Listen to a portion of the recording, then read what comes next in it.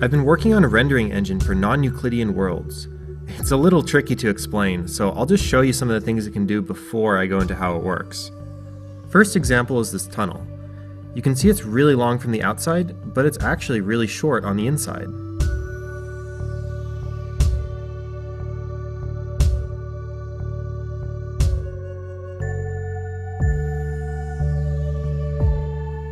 And then this tunnel is the opposite. It appears short, but it takes a long time to travel through it. The shortest path between 2 points is not necessarily a straight line anymore. Here's another example of a house. See if you notice anything suspicious as I walk through it.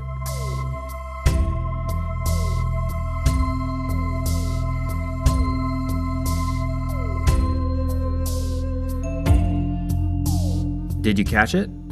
This 4-room house actually only has 3 rooms: red, green, and blue. This demo surprised me a lot because I originally thought it would be super jarring, but actually everyone I show this to doesn't notice it at all unless I tell them that something is off. I guess our brains just aren't used to thinking this way. Here's the same house, but with the opposite twist. There's actually 6 rooms in this house. And in fact, I could cram an infinite amount of space into any finite space.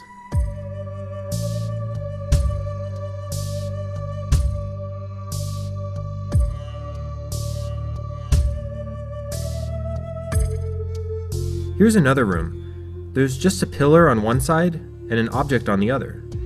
But if we walk around the pillar, we actually end up in another room. The object isn't changing, we're actually in another unique space.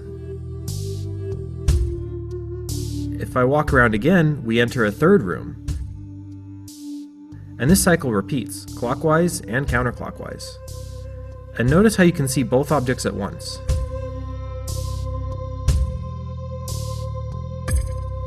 This is a weird one. We're on a hill that sloped up, but to get up the hill, we can go down the tunnel and end up on top.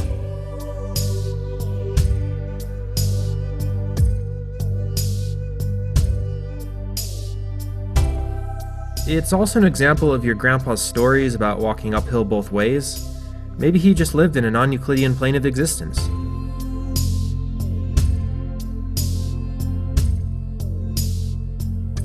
Here's where things get really interesting. We've got a tunnel that's too small to pass through. But as I walk through this tunnel, my scale also changes.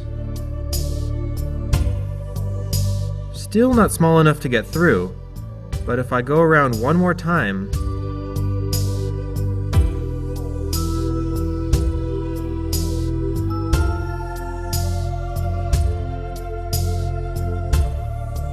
I can finally fit through.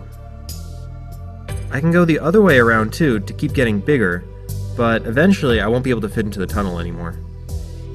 So how does all this work? Well, it's basically the same as the game Portal, but the portals have no seams, and there's often more than 2 of them. There's several surfaces that are actually solid geometry. It's just that I draw a texture on top of it that's actually a virtual camera rendering what it would have seen from that perspective. And when you walk through it, it teleports you seamlessly to where you're supposed to end up, and the illusion is complete. The rendering is a lot harder than it sounds though. Each surface has to recursively render surfaces behind it conditionally, depending on if it's occluded or not, from each perspective. I originally was trying to do this in Unity, but I'm pretty sure it's impossible without lower level access to the rendering. Even the scriptable pipeline didn't work for me. So I was forced to create my own rendering engine in OpenGL. Why do I keep writing engines? Anyway, the last thing I wanted to talk about are the use cases. Other than just for puzzle games, this is actually incredibly useful for virtual reality. You see, normally for room scale VR, you're limited to a small area to walk around in. You can't really explore larger open worlds without breaking the illusion, like teleporting. But this engine can compress entire levels to fit into a single room. Here I have a single 20-foot by 20-foot room that you can walk around in and explore. But it actually contains a volume 4 times larger. And although I haven't actually tested this in VR, I'm entirely convinced that this illusion feels just as real as playing from a screen. I've uploaded the source and executable to GitHub, so if you're curious, you can try out this demo. Thanks for watching, and I'll see you all next time.